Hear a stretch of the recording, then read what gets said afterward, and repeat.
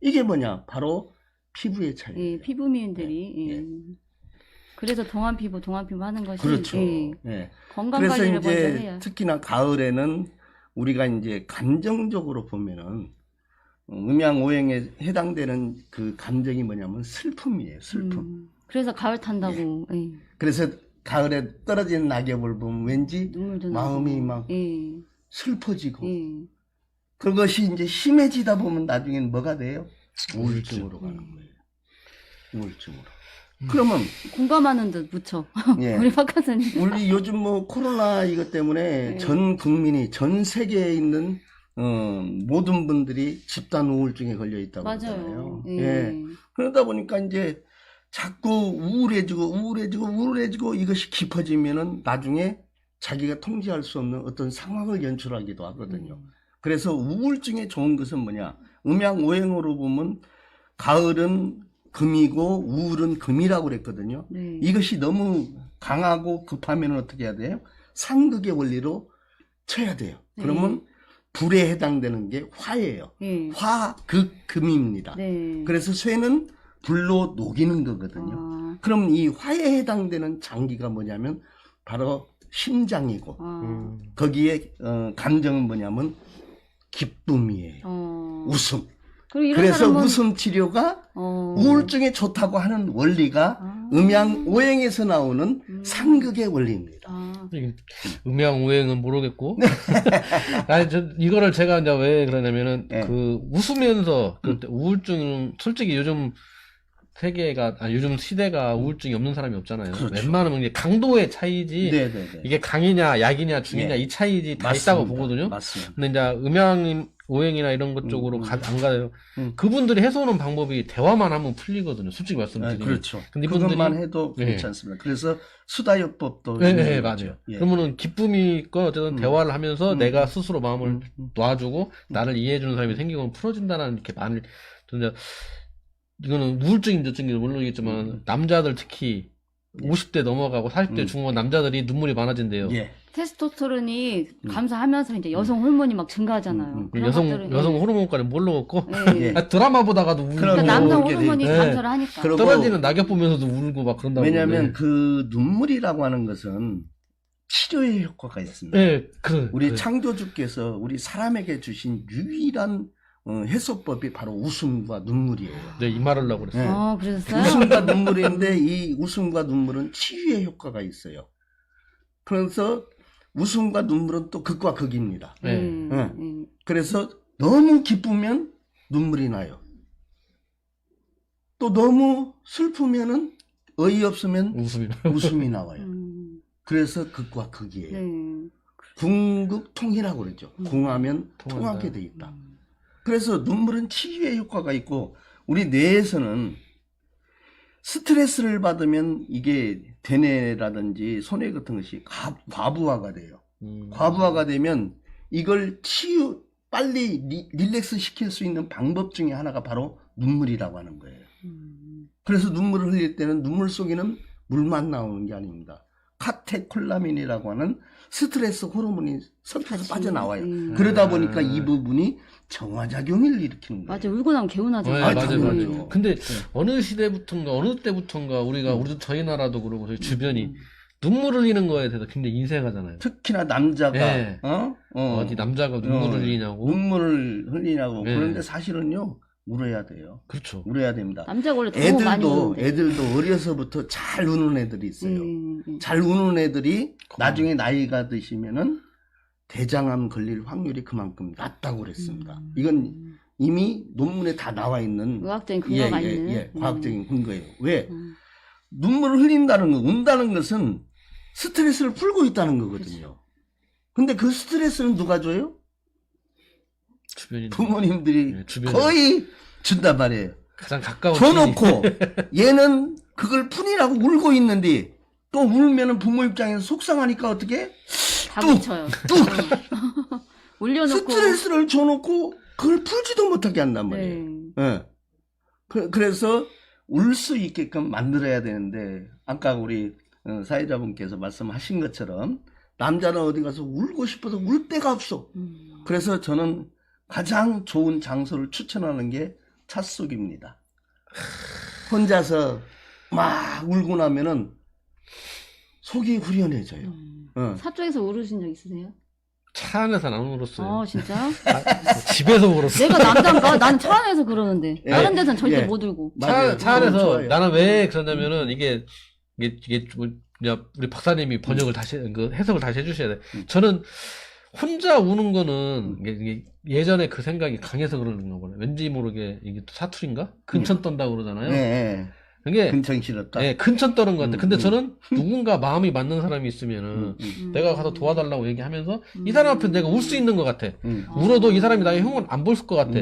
이런 사람이 있으면 그 사람하고 같이 술 한잔 먹으면서 같이 울고 주고. 네. 이렇게 해서 스트레스를 푸는 법을 좀. 근데 이제 혼자 혼자 이렇게 눈물 흘리고 있으면은 근천 떨며 우울증이 좀 깊어지는 것 같아. 내가 왜 이래야 되나 이런 것도 생각도 들고. 이 방법은 어떠신가? 저는 제 친구랑 이렇게 같이 만나거나. 아니, 좋죠. 아니면 이제 저희가 서로 이제 위로받고 위로해줄 수 있는 거. 근데 또 그런 이렇게 관계. 믿고 만약에 우리 사무국장님을 내가 믿어. 내가 마음속으로 믿어. 그럼 사무국장님 앞에서라도 나는 그렇게 흉은 아니라고 보거든. 당연하죠. 내가 흉을 보여줘야 이 사람도 흉을 보여주는 것처럼 먼저 다가가서 난 이런 고민이 있다. 좀 답변을 해달라. 그리고 이 앞에서도 울 수 있으면 약간의 이렇게 좀 그런 거 아닌가? 그런데 우리 그 사람한테 사회자님. 내게도 이음이 예. 맞아요. 그럴 얘기하는 분이 거야. 과연 저한테는 있을까요? 주위에? 저를 그런 믿진 분이 않아요. 있어요? 저한테 말씀 안 하신 거 보니까. 아직은 안 했어요. 주위에 아니, 그럴 분이 있으면은 근데 그럼 진짜 아이러니하게 잘 그 직업이 살아오신 거예요. 상담사인데. 한 명 있어요. 한 명 있어요? 한 명. 잘 살아오신 내 거예요. 친구한테 한 명 예. 있고, 그리고 이제 저희가 교사무잖아요? 예. 저희 교사무 중에 저희 회장님이나 이렇게 몇 분한테는 이제 네. 그런 말씀을 해요. 저는 이게 가족이라는 생각, 그런 게 내 마음이 뭐라고 하나, 가면은 그분들한테는 저 웬만하면 별로 숨기는 건 없거든요. 예. 아니, 그럼 잘 살으신 거예요. 네. 사실 사람들한테 이런 얘기를 그렇게 하면은요. 쉽지가 않거든요. 그럴 사람이 없다고 합니다. 그러니까요. 예. 받아준 사람도 대단하고 말씀하시는 예, 분도 대단한 맞아요. 거예요. 예. 근데 이런 게 먼저 내가 다가가지 않으면은 누군가에게 뭔가 바란다는 건 힘든 것 같아요. 그렇죠. 그러니까 저는 이제 웬만하면 우리 패밀리 안에서는 가족 안에서는 좀 내가 먼저 다가가고 싶어요. 그래서 고민도 내가 먼저 말하고 예. 예. 기쁨도 내가 먼저 말하고 그러고 꾸밈 없으면 좋은 것 같아요. 저는 이게 제 나름대로의 스트레스법이고 해소법인 것 아유, 같아요. 좋습니다. 오늘 그리고 방송 중에 최초로 우시나요? 벌써 맺혔어요. 얘기 너무 많아요, 너무 그런 많아. 걸 하고 있어요, 지금. 예. 많아. 그래서 우리가 보면은 차에서 혼자 울다. 이것은 그 처절한 예. 그런 심정이 되지 않으면은 그 쉽지 않아요. 저는 그래서 차에 사는 스타일이에요. 그나마 우리 사회자분께서 너무 힘들게 살지 않았다는 것이 반증이 나타나는 거거든요. 혼자 차에서 울 정도 되면은요, 너무너무 힘들어서 우는 사람들이에요. 그럼요. 그나마 그런 공간이라도 있다는 것이 중요한 거고, 우리 뇌는 그래서 우울하고 웃음하고 같이 못 담아둡니다. 그래서 내가 웃기 시작하면 우울은 빠져나가게 돼 있어요. 근데 내가 안 웃기 시작하면 우리 뇌는 그때부터 우울해지기 시작합니다. 그래서 누구나 다 우울한 거예요. 근데 이 우울한 것을 자꾸 웃음으로 승화를 시키기 시작하면은 그게 바로 인생의 고수라고 하는 거죠. 그럼요. 웃는다는 게 네, 쉽지 않거든요. 그럼요. 네. 네. 억지로 웃어도 그것도 효과가 있다고 그러거든요. 예, 당연하죠. 그러니까. 당연하죠. 예전에 그 누구였죠? 누구요? 웃어야 한다고 웃으면 복이 와요? 아니, 황수관 박사님. 예. 웃어야 된다고 해서 억지로라도 웃으라는 아니, 그. 당연하죠. 웃으면 복이 와요. 언제쯤 웃으면 복이 예, 우리 배삼룡 그거 선생님 한번 시절 했잖아요, 때. 그래도. 그렇죠. 네. 우리 어렸을 때는 웃으면 복이 와요. 그거 그럼요. 보면서 많이 웃었죠. 그럼요. 배삼룡 씨, 이기동 네, 씨, 네. 서영춘 씨. 맞아요. 예. 그래, 이제, 사실, 우리가 억지로 웃어도 우리 뇌에서는 억지로 웃는지, 진짜 좋아서 웃는지, 그걸 구분을 못 합니다. 네. 우리 뇌가 아주 최첨단을 걷는다고 하는데도 불구하고 그 부분에 대해서는 좀 멍청합니다. 그래서 억지로라도 막 웃으면 우리 뇌에서는, 우리 주인이 즐거운 모양이네? 행복한 모양이네? 그런 거는 그때부터 우리 몸에 좋은 엔돌핀, 엔케파린, 도파민 같은 우리 몸에 좋은 호르몬이 막 쏟아져 나오는 거예요. 그래서 일부러라도 억지로라도 막 웃으라고 하는 이유가 바로 여기 있습니다. 예. 그럼 이제 우울증을 극복하는 방법도 이제 웃음이 있는데 네. 이게 표정이 어두웠다 갑자기 웃기는 어렵잖아요. 그 네. 중간에 누가 가교 역할을 할 수 있는 무언가 있어야 될 건데 그게 어떤 방법들이 있는지 좀 말씀해 근데 주세요. 그 방법이 과연 우리 현대 시대에 그런 가교 역할을 할 수 있는 환경이 만들어질까요? 그러니까 그런 프로그램들이나 그런 예. 방법들이 박사님이시니까 있는지 제가 여쭤보는 그래서 예. 그건 이제 뭐냐면 의지형이거든요. 어떤 것에 대한 환경에 의지를 해서 내가 그것에 의해서 웃는다는 건데 네. 그런 그런 환경이 잘 안 만들어져요.